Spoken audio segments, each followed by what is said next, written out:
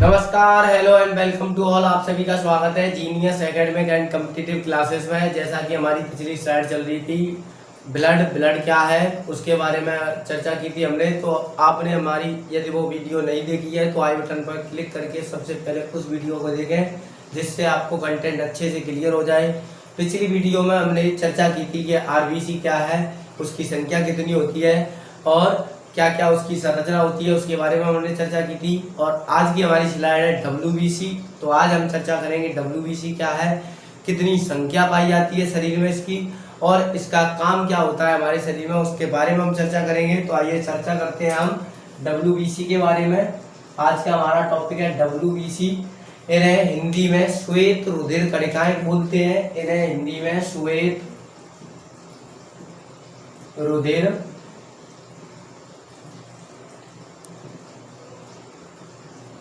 कणिकाएं बोलते हैं, और इसका पूरा नाम होता है व्हाइट ब्लड सेल्स।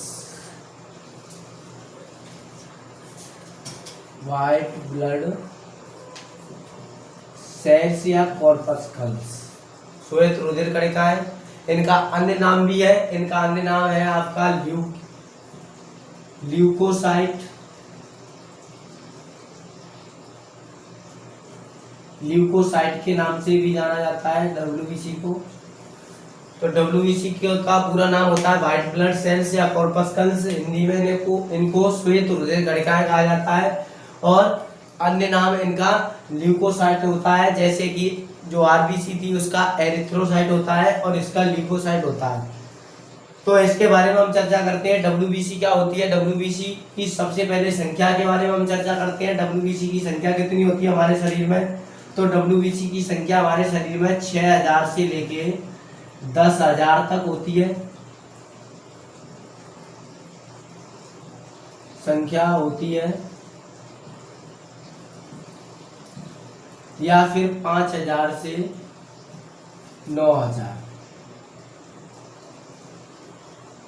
प्रति घन मिली होती है। डब्ल्यूबीसी का जीवन काल। डब्ल्यूबीसी का जीवन काल होता है 3 से 5 दिन। जीवन काल 3 से 5 दिन होता है। डब्ल्यूबीसी को शरीर की प्रतिरक्षा पुलिस भी कहते हैं। डब्ल्यूबीसी को शरीर की प्रतिरक्षा पुलिस भी कहा जाता है।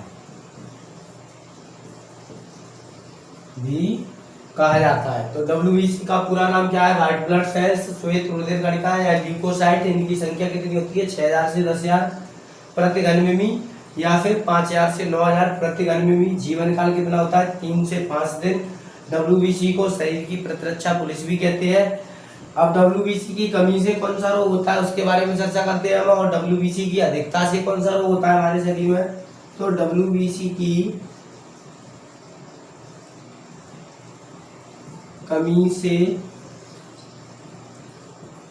होने वाला रोग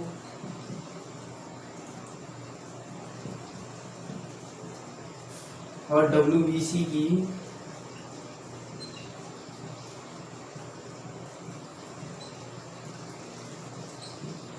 अधिकता से होने वाला रोग। तो डब्ल्यूबीसी की कमी से कौन सा रोग होता है, और डब्ल्यूबीसी की अधिकता हो जाती है शरीर में तो कौन सा रोग होता है। तो डब्ल्यूबीसी की कमी से होता है ल्यूकोपोनिया।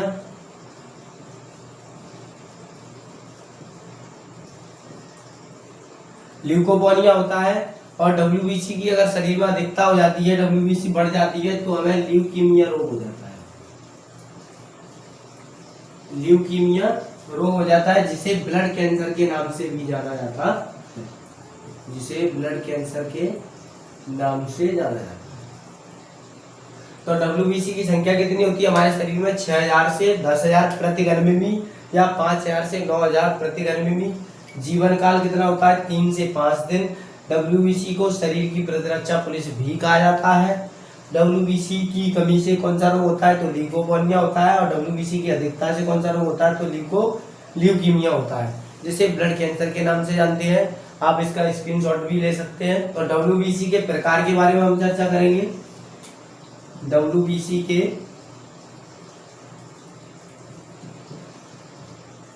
प्रकार, तो WBC कितने प्रकार की होती है, 2 प्रकार की होती है। WBC के प्रकार कितने होते हैं, 2 टाइप्स होते हैं। नंबर 1 होता है कणिका में या फिर ग्रेनुलोसाइट, और ये होता है कणिका रहित।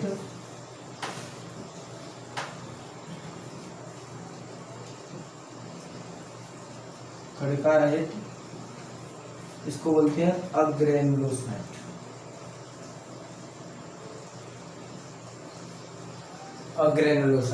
तो WBC के प्रकार कितने होते हैं, 2 होते हैं, कणिका में और कणिका रहित। अब ये कितने प्रकार की होती है, इसके बारे में चर्चा करते हैं हम।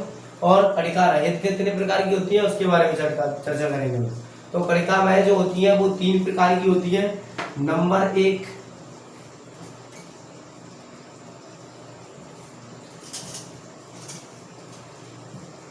न्यूट्रोफिल, सबसे ज्यादा होती है, लगभग 65% होती है।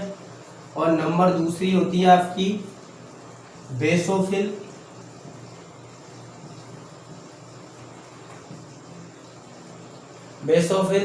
इसकी संख्या बढ़ने पर क्या हो जाता है, शरीर में एलर्जी होने लगती है।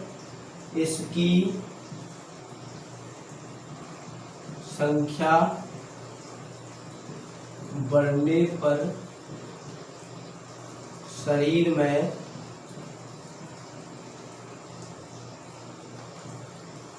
एलर्जी होने लगती है।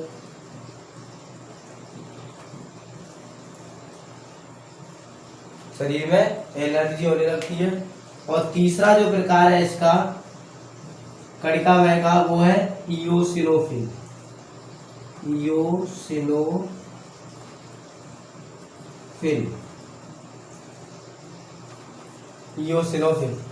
कितने प्रकार की पाई जाती है WBC कणिका में जो होती है, वो 3 प्रकार की होती है। न्यूट्रोफिल सबसे ज्यादा होती है, उसमें बेसोफिल और इयोसिनोफिल। इसकी संख्या बढ़ने पर क्या हो जाता है, शरीर में एलर्जी उत्पन्न होने लगती है। अब हम कणिका रहित के बारे में चर्चा करेंगे। तो कणिका रहित आपकी जो है वो 2 प्रकार की होती है। कितने प्रकार की होती है, 2 प्रकार की होती है। तो नंबर 1 लिम्फोसाइट,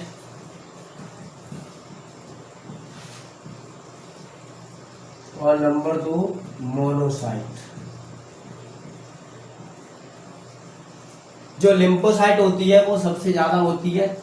कितनी होती है, 60% होती है। और ये होती है आपकी 40%। लिम्फोसाइट की 2 प्रकार की होती है, टी लिम्फोसाइट और बी लिम्फोसाइट। टी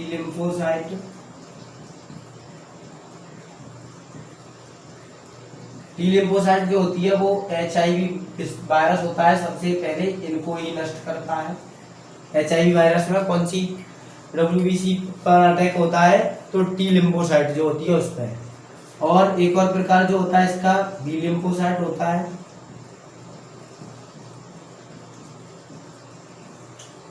मोनोसाइट का काम होता है रोगाणुओं का भक्षण करना।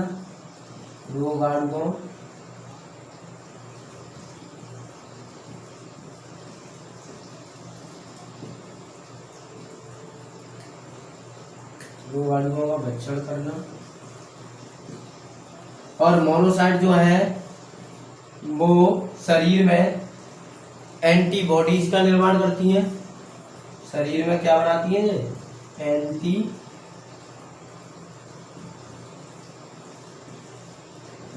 बनाती है। मोनोसाइट जो है शरीर में एंटीबॉडीज बनाती है जो रोगाणुओं का भक्षण करती है। तो अब एंटीबॉडीज के बारे में हम चर्चा करेंगे। अच्छा, लिम्फोसाइट जो होती है वो आपकी सबसे छोटी होती है, छोटे आकार की होती है और ज्यादा भी होती है। छोटे आकार की होती है, छोटे आकार की होती है। तो WBC के कितने प्रकार होते हैं, 2 प्रकार की होती है, कणिकामय और कणिका रहित। कणिका में जो होती है वो 3 प्रकार की होती है, न्यूट्रोफिल, बेसोफिल, इओसिनोफिल। न्यूट्रोफिल 65% सबसे ज्यादा होती है। बेसोफिल की संख्या अगर बढ़ जाए तो शरीर में एलर्जी उत्पन्न हो जाती है। और कणिका रहित जो होती है वो 2 प्रकार की होती है, लिम्फोसाइट और मोनोसाइट। लिम्फोसाइट जो होती है वो 2 प्रकार की होती है, टी लिम्फोसाइट और बी लिम्फोसाइट। HIV वायरस जो होता है वो टी लिम्फोसाइट को खत्म करता है। लिम्फोसाइट की संख्या शरीर में 60% होती है या सबसे ज्यादा होती है, और मोनोसाइट 40% सबसे कम होती है। मोनोसाइट का काम क्या होता है? रोगाणुओं का भक्षण करना और एंटीबॉडीज बनाना, इतना काम होता है रोगाणुओं का। अब चर्चा करेंगे हम एंटीबॉडीज शरीर में कौन कौन सी पाई जाती है। तो शरीर में एंटीबॉडीज 5 प्रकार की पाई जाती है। एंटीबॉडीज को IG से प्रदर्शित करते हैं, जिसकी फुल फॉर्म होती है इम्यूनोग्लोबुलिन। अब चर्चा करते हैं हम एंटीबॉडीज के बारे में। एंटीबॉडीज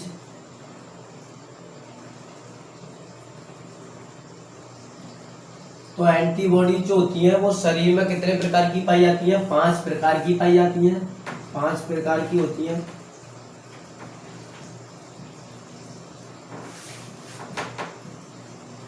कितने प्रकार की होती है? 5 प्रकार की होती है। एंटीबॉडीज को IG से प्रदर्शित करते हैं।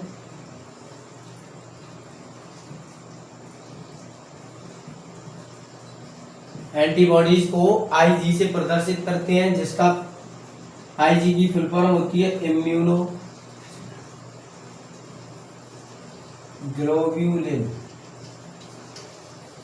इम्यूनोग्लोब्यूलिन ये कितने प्रकार की होती है? 5 प्रकार की होती है। तो IgG, दूसरी होती है आपकी IgA,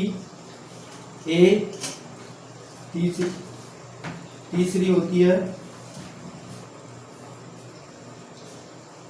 IgM, चौथी होती है IgD और 5वीं होती है IgE। IgG जो होती है उसका काम क्या होता है शरीर में? ये सबसे ज्यादा होती है।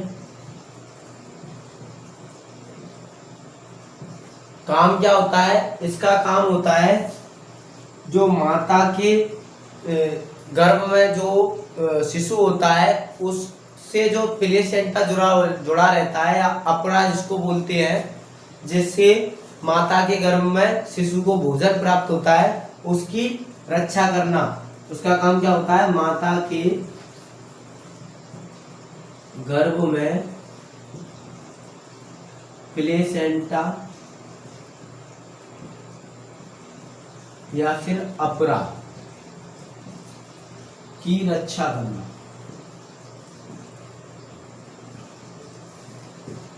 अपरा की रक्षा करना। अब इम्यूनोग्लोबिन ए जो होता है उसका काम क्या होता है शरीर में? यानी कि ये बाह्य स्राव जो होते हैं उनसे निकलता है, जैसे दूध व लार से निकलता है।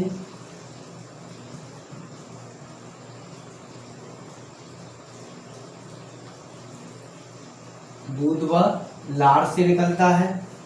इम्यूनोग्लोबिन जो एम होता है वो नवजात शिशु का शरीर बनाने का काम करता है। नवजात शिशु का शरीर बनाने में सहायक होता है। और ये जो दोनों होते हैं इम्यूनोग्लोबिन डी और ई, इनका काम होता है तंत्रिका तंत्र,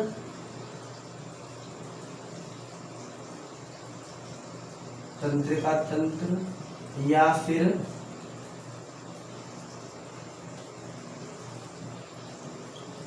एलर्जी से बचाना।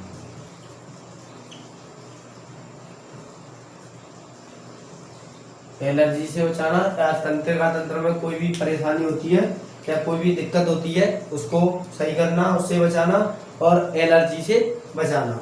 तो इम्यूनोग्लोबिन कितने प्रकार के होते हैं? 5 प्रकार के होते हैं। आप याद भी कर सकते हो ट्रिक से, जैसे गमदे। एंटीबॉडी कितने प्रकार के होते हैं? 5 प्रकार के। गमदे GAMDE, ठीक है। तो आज की हमारी स्लाइड थी WBC। तो आई होप आपको ये वीडियो पसंद आई होगी। तो वीडियो को ज़्यादा से ज़्यादा लाइक करें, शेयर करें, कमेंट जरूर करें आपको ये वीडियो कैसा लगा।